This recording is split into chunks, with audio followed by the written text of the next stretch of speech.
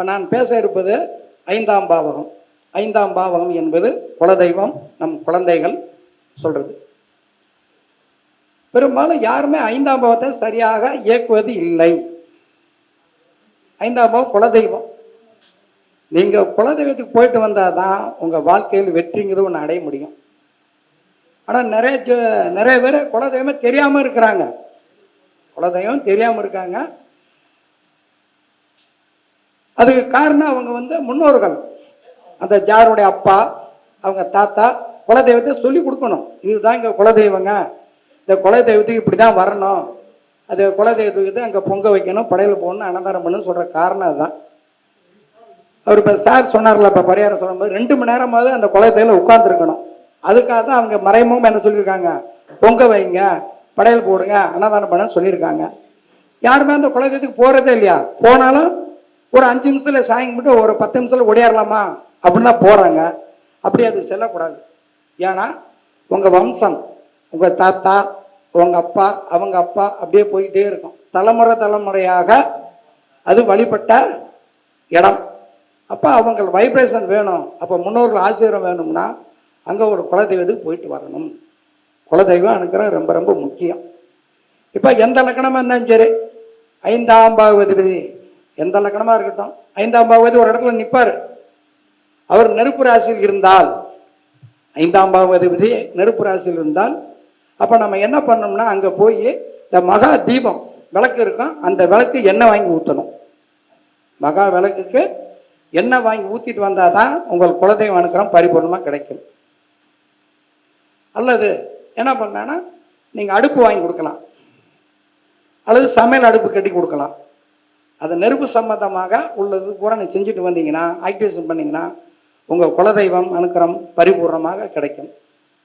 இப்போ எந்த லக்கணமாக இருக்கட்டும், நிலராசி இருக்குன்னு வச்சுக்கோங்க. அப்போ அடி பிரசனை பண்ணணும், இல்லை அங்கே பிரசனை பண்ணால் தான் உங்களுக்கு அந்த குலதெய்வம் அனுக்கிறம் பரிபூர்ணமாக கிடைக்கும்.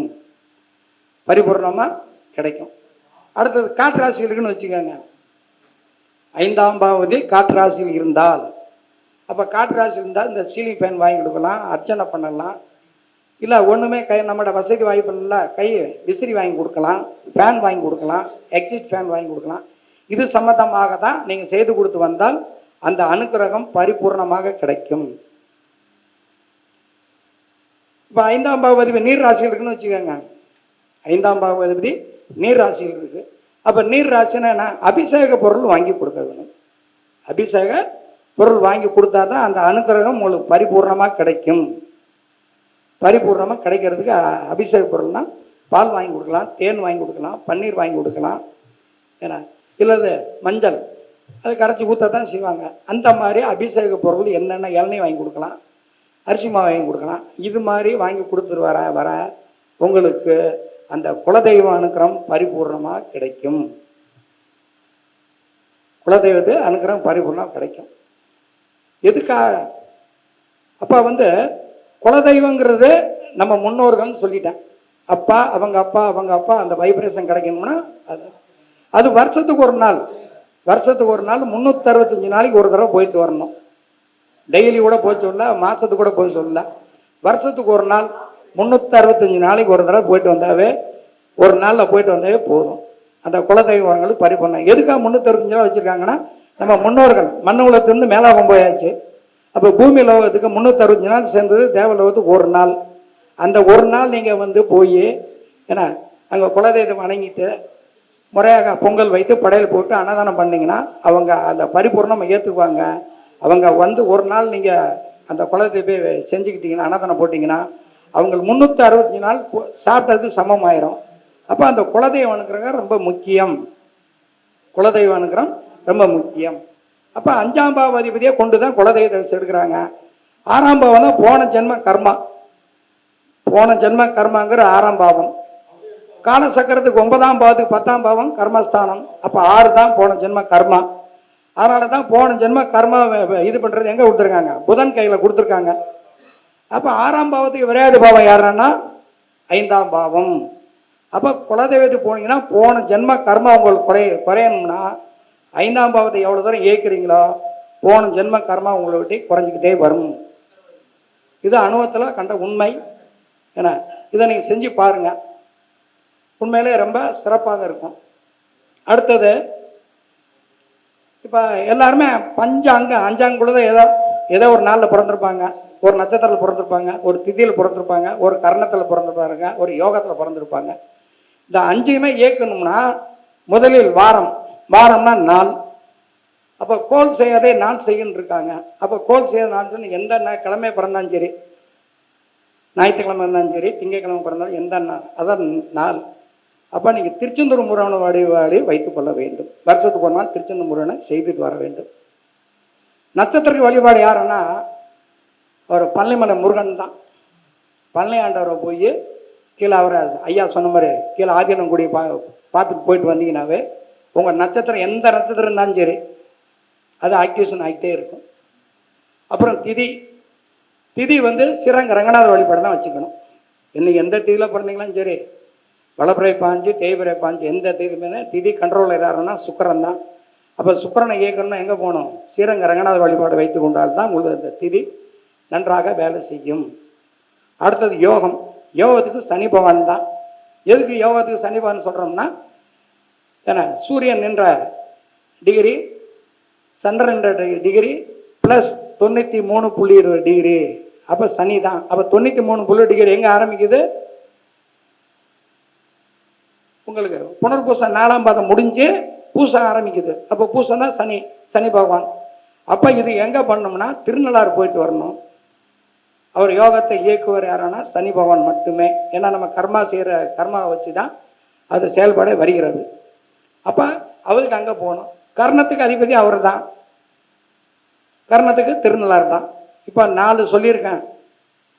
இந்த 4 இல்லாமல் உங்கள் குலதெய்வ வழிபாடு இந்த 5மே ஏக்கி உண்டால் உங்களுக்கு என்ன தசை, லக்னாதிபதி தசை நடந்தாலும் சரி, 8க்கு அதிபதி தசை நடந்தாலும் சரி, 12க்கு அதிபதி தசை நடந்தாலும் சரி, பாதகாதிபதி மாரகாதிபதி அட்டமாதிபதி எந்த தசை நடந்தாலும் சரி உங்களுக்கு ஒன்றுமே தாக்கங்கள் ஏற்படுத்தாது.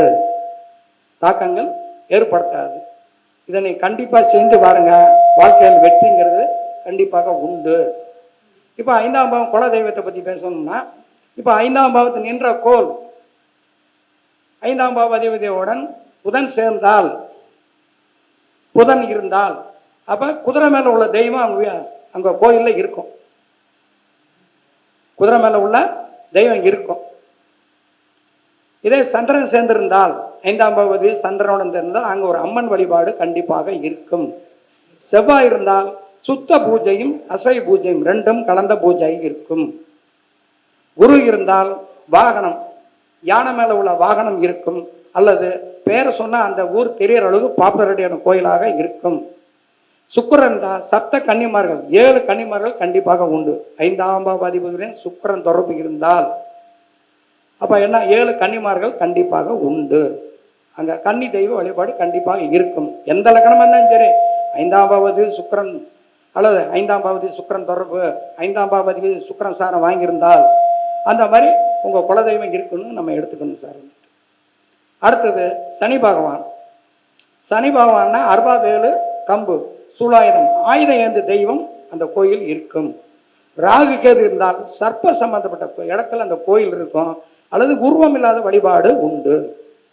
உருவம் இல்லாத வழிபாடுன்னா உண்டு. சில கோயில் அந்த விளக்கு மட்டும்தான் எரியும், உருவமே எந்த உருவமும் இருக்காது. இந்த மாதிரிலாம் அதில் இருக்குங்க. நீங்கள் அப்போ 5ஆம் பாவாதிபதியை கொண்டு தான் அது நிலராசியில் இருக்கா நெருப்பு ராசியில் இருக்கா பார்த்து இந்த மாதிரி பரிகாரம்லாம் சொன்னீங்கன்னா கண்டிப்பாக அது சரியாக வரும். அது சரத்தில் இருக்கா உபயத்தில் இருக்கா எப்படி வேணால் பேசலாம். நீங்கள் சரம் தான் அவங்க 5ஆம் பாவதி சரத்தில் இருந்தால் அப்போ குலதெய்வம் சட்டுன்னு கிடைக்கும். சிரத்தில் இருந்தால் நின்று நிதானம் தான் கிடைக்கும். உபயத்தில் இருந்தால் அது சில நேரத்தில் கிடைக்கலாம், கிடைக்காம போகலாம். சரசர உபயத்தில் நிறைய ஆன்சர் இருக்குங்க. நம்ம சரசர உபயம் இல்லாமல் ஜாதகம் சொல்லவே கூடாது. சரம் சிரம் உபயம் இந்த 3 குலம் மெயின் சொல்லுவீங்களா?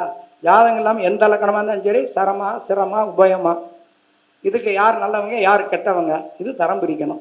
எல்லா கிரகமும் நல்ல கிரகம் தான், எல்லா கிரகமும் கெட்ட கிரகம் தான். அது நீங்கள் நின்ற இடத்த பொறுத்து தான் அந்த பலன் மாறிக்கிட்டே இருக்கும். இதை நீங்கள் புரிஞ்சுக்கணும். இவர் தான் நல்லவர் அவர் கெட்டவர் அப்படின்னு கிரகத்தில் இல்லை.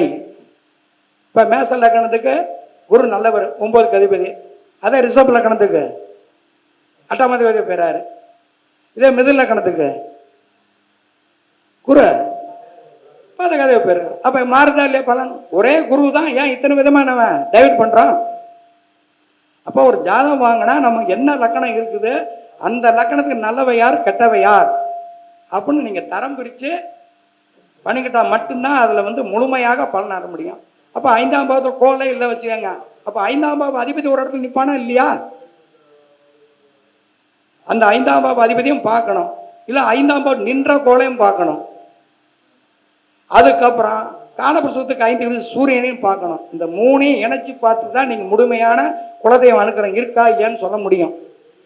இதுல நீங்க வந்து மாற்று கருத்து வைக்கக்கூடாது. இது மட்டும் இல்லை, 5ஆம் பாவத்துக்கு மட்டும் இல்லை, 2ஆம் பாவத்தை பார்க்கணும், 2ஆம் பாவத்து நின்ற கோலை எடுக்கணும், 2ஆம் பாவ அதிபதியும் பார்க்கணும், 2ஆம் பாவத்துக்கு காரகர் குருவும் வச்சு பேசுங்க. கிளியனா உங்களுக்கு வருமானம் உண்டா இல்லையா, அது எப்படிப்பட்ட வருமானம் உண்டு அப்படின்னு எல்லாமே அதுக்குள்ள இருக்கிறது. ஜோசியத்தில் 12 கட்டம்னா அதில் உலகத்துல அனைத்து நிகழ்ச்சிகளையும் அதில் உள்ளுக்கு பூத்தி வச்சிருக்காங்க. இன்னைக்கு ஏஐ டெக்னாலஜி வந்தாச்சு. அப்போ ஏஐ டெக்னாலஜி என்ன வேணும் உங்களுக்கு? அதில் புதன் வேணும், ராகு வேணும். புதன் ராகு தொடர்பு தான் ஏஐ டெக்னாலஜி வேலை செய்யாது. இது மாதிரி நீங்கள் லேட்டஸ்ட், அதாவது இன்னைக்கு அப்டேட் என்ன ஆகிருக்கு அப்படின்னு நம்ம தெரிஞ்சுக்கணும். தெரிஞ்சால் மட்டும்தான். அதனால் நிறையா படிங்க. ஜாதகத்தில் எல்லாருமே ஒரு ஆள் சொன்ன பலன் இன்னொரு ஆள் சொல்லவே முடியாது. கண்டிப்பாக ஒரு ஆள் சொல்லணும்னா, நான் அந்த ஜோசியத்தை போனேன், அவர் சொல்லவே இல்லை, நீங்கள் என்ன புதுசாக சொல்கிறீங்கன்னு நிறைய பேர் அப்படிதான் சொல்கிறாங்க. ஏன்னா இது வந்து பார்த்தீங்கன்னா சுருக்க சொல்ல போனோம்னா இது சமையல் மாதிரி தான். இப்போ அம்மா இருக்காங்க, வீட்டில் சமையல் பண்ணுறாங்க, அம்மா வச்ச சமையல் அது ஒரு மாதிரி டேஸ்ட்டாக இருக்கும். பொண்டாட்டி வைக்கிறாங்க, மனைவி வைக்கும் போது அது ஒரு டேஸ்ட் மாறி போயிடுது. அதுவே அம்மாவும் இல்லை, அப்பா மனைவி இல்லை, ஊருக்கு போயாச்சு, நம்ம தங்கச்சி வைக்கும்போது சாப்பாடு எப்படி இருக்குது, மாறி போகுது. ஏன் சார் மாறணும் சொல்லுங்கள்? ஏன் மாறணும்? அதே அரிசி தான் வைக்க போகிறோம், அதே பருப்பு தான் வைக்க போகிறோம், அதே துவரம் பருப்பு, அதே மசாலா தூத்தம் போடுறோம். அப்போ மாறுதா இல்லையா? அதே மாதிரி தான் சார். அவங்களுடைய ஜோதிடத்துக்கு தக்க மாதிரியும் பலன் மாறிக்கொண்டே இருக்கும், பலன்கள் மாறிக்கொண்டு இருக்கும். அதனால அவர் சொன்னாருங்க இவர் சொன்னாருங்கன்னா உங்களுக்கு வேண்டாம். ஏன்னா உங்களுக்கு தெரிஞ்சது என்ன தெரியுதோ, ஜோதிடத்தில் உங்களுக்கு என்ன தெரியுதோ அந்த வழியிலே பயணிச்சுட்டு போங்க. இன்னும் நல்லா சிறப்பாக வர முடியும் சார் வந்துட்டு. ஏன்னா அப்போ கோல் நின்ற எல்லாமே நான் முதல்ல சொல்லிட்டேன், எல்லா கோளும் நல்ல கோள் தான், எல்லா கோளும் கெட்ட கோள்னு இல்லை. நிற்கிற இடத்தை பொறுத்து தன்மையை பொறுத்து தான் பலன் மாறிக்கிட்டே போகும். இதை நீங்கள் புரிஞ்சு அதுக்கேற்ற மாதிரி நீங்கள் சொல்லிட்டீங்கன்னா இன்னும் சிறப்பாகன்னு சொல்லிட்டு, ஏன்னா இதுவரை எனக்கு வாய்ப்பு கொடுத்தா ஏன்னா அனைவருக்கும் நன்றி. ஏன்னா வேல் சிவாவுக்கு நன்றி சொல்லிட்டு என் உரையை முடிக்கிறேன். நன்றி, வணக்கம். என் பேர் மேகநாதன், நான் முசிலிருந்து வரேன் சார். என்னுடைய செல் நம்பர் 92 454 05 269. நன்றி, வணக்கம்.